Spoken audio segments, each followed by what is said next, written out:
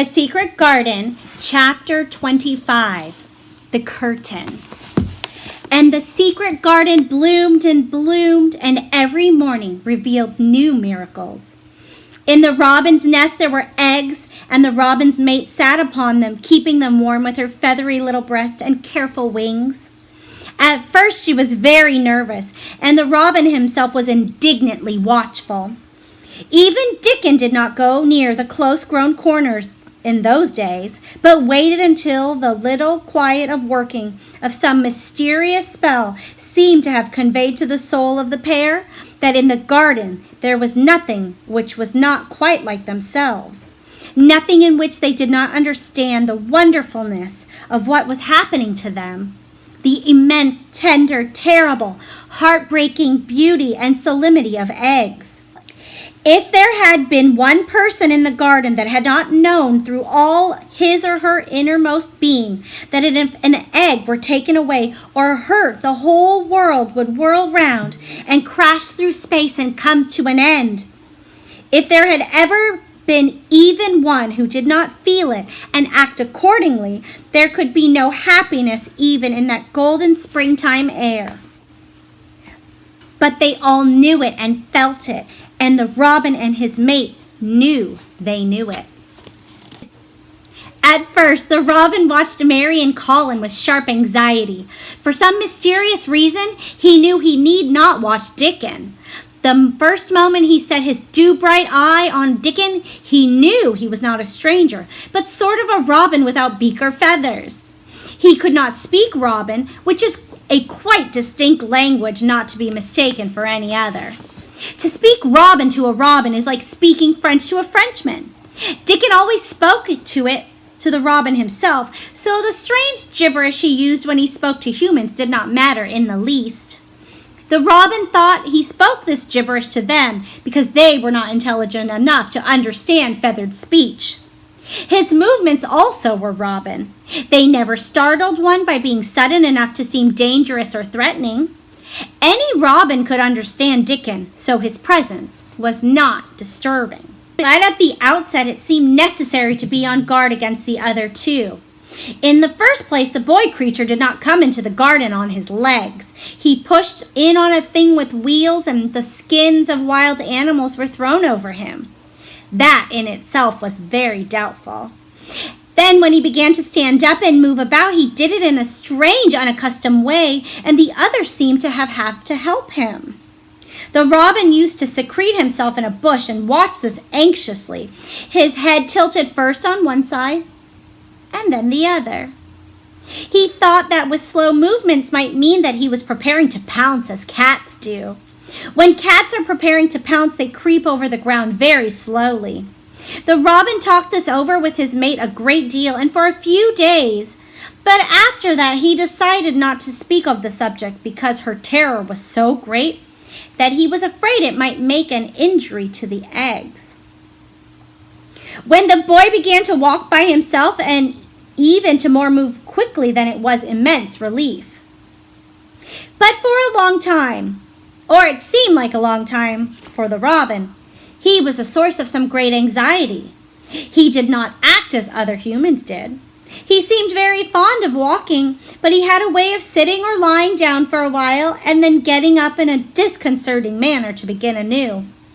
One day the robin remembered that when he himself had been made to learn to fly by his parents, he had done much the same sort of thing. He had taken short flights of a few yards, and then he was obliged to rest.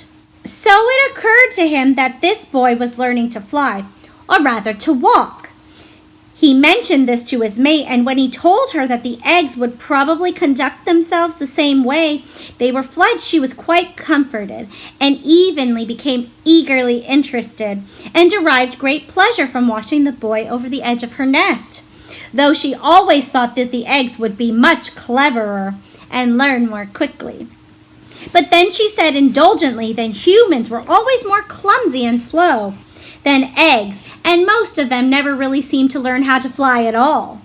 You never met them in the air or on treetops. After a while, the boy began to move about as the others did, but all three of the children at times did unusual things. They would stand under the trees and move their arms and legs and heads about in a way which was neither walking nor running nor sitting down. They went through these movements at intervals every day, and the robin was never able to explain to his mate what they were doing or trying to do. He could only say that he was sure that the eggs would never flap about in such a manner, but as the boy would speak robin so fluently, was doing things with them, birds could be quite sure that the actions were not of a dangerous nature. Of course, neither the robin nor his mate had ever heard of the champion wrestler Bob Hallworth and his exercises for making the muscles stand like lumps. Robins are not like human beings. Their muscles are always exercised from the first, so they develop themselves in a natural manner. If you had to fly about to find your every meal you eat, your muscles do not become atrophied. Atrophied means wasted away through want of use. When the boy was walking and running about and digging and weeding like the others, the nest in the corner was brooded over by great peace and content. Fear for the eggs became things of a past. Knowing that your eggs were as safe as they were locked in a bank vault, and the fact that you could watch so many curious things going on, made sitting a most entertaining occupation. On wet days, the eggs' mother sometimes felt a little dull because the children did not come into the garden. But even on wet days, it could not be said that Mary and Colin were dull. One morning, when the rain streamed down unceasingly and Colin was beginning to feel a little restive, he was obliged to remain on his sofa because it was not safe to get up and walk about, and Mary had an inspiration. "Now that I am a real boy," Colin had said, "my legs and arms and all my body are so full of magic that I can't keep still. They want to be doing things all the time. Do you know that when I waken in the morning, Mary, it's quite early and the birds are just shouting outside and everything seems to be shouting for joy. Even the trees and things we can't really hear. I feel as if I must jump out of bed and shout myself. I think if I did it, just think what would happen." Mary giggled inordinately. "The nurse would come running and Mrs. Medlock would come running and they would be sure you had gone crazy and they'd send for the doctor," said Mary. Colin giggled himself. He could see how they would all look, how horrified by his outbreak and how amazed to see him standing up straight. "I wish my father would come home," he said. "I want to tell him myself. I'm always thinking about it. But we couldn't go on like this much longer. I can't stand lying still and pretending. And besides, I look too different. I wish it wasn't raining today." It was then that Mistress Mary had her inspiration. "Colin," she began mysteriously, "do you know how many rooms there are in this house?" "About 1,000, I suppose," he answered. "There's about 100 no one ever goes into," said Mary. "And one rainy day I went and looked into ever so many of them. No one ever knew, though Mrs. Medlock nearly found me out. I lost my way when I was coming back and I stopped at the end of your corridor. It was the second time I heard you crying." Colin started up on his sofa. 100 rooms no one goes into," he said. "It sounds almost like a secret garden. Suppose we go and look at them. Wheel me around my chair and no one will know we went." "That's what I was thinking," said Mary. "No one would dare to follow us. There are galleries you could run. We could do our exercises. There's a little Indian room where there's a cabinet full of ivory elephants. There are all sorts of rooms." "Ring the bell," said Colin. When the nurse came in, he gave his orders. "Want my chair," he said. "Miss Mary and I are going to look at part of the house which is not used. John couldn't push me as far as the picture gallery because there are some stairs. Then he must go away and leave us alone until I send for him again." Rainy days lost their terrors that morning. When the footman had wheeled the chair into the picture gallery and left the two to obedience to orders, Colin and Mary looked at each other delighted. As soon as Mary had made sure that John was really on his way back to his own quarters below stairs, Colin got out of the chair. I am going to run from one end of the gallery to the other, he said, and then I am going to jump, and then we will do Bob Haworth's exercises. And they did all these things and many others. They looked at the portraits and found the plain little girl dressed in green brocade and holding a parrot on her finger. All these, said Colin, must be my relations. They lived a long time ago. That parrot one, I believe, is my great-great-great-aunt. She looks rather like you, Mary. Not as you look now, but looked when you came here. Now you are a great deal fatter and better looking. So are you, said Mary, and they both laughed. They went to the Indian room and amused themselves with the ivory elephants. They found the rose-colored brocade boudoir, and in the hole in the cushion of the mouse had left, but the mice had grown up and run away, and the hole was empty. They saw more rooms and made more discoveries than Mary had made on her first pilgrimage. They found new corridors and corners and flights of steps, and new old pictures they liked and weird old things that they did not know the use of. It was a curiously entertaining morning, and the feeling of wandering about in the same house with other people, but at the same time feeling as if one were miles away from them, was a fascinating thing. I'm glad we came, Colin said. I never knew I lived in such a big, strange old place. I like it.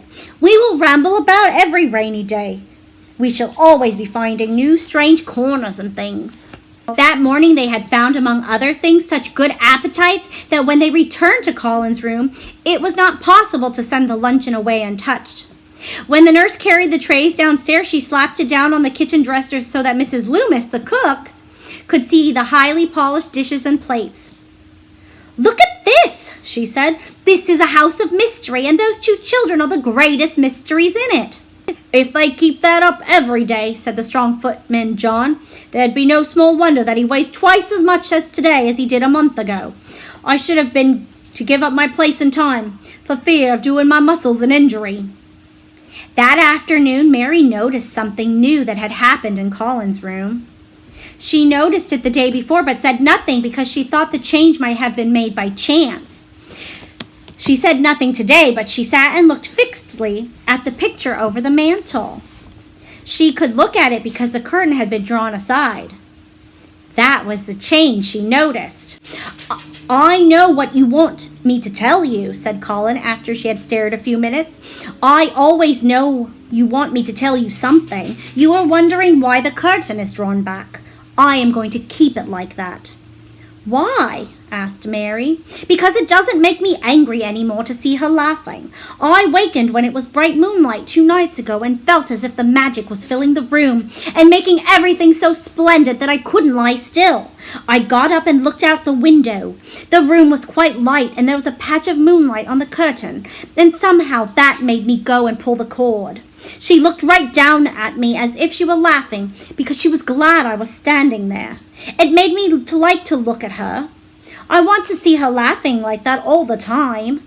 I think she must have been a sort of magic person, perhaps. You are so like her now, said Mary, that sometimes I think perhaps you are her ghost made into a boy. That idea seemed to impress Colin. He thought it over and then answered her slowly. If I were a ghost, my father would be quite fond of me. Do you want him to be fond of you? Inquired Mary. I used to hate it because he was not fond of me. If he grew fond of me, I think I should tell him about that magic. That might make him more cheerful.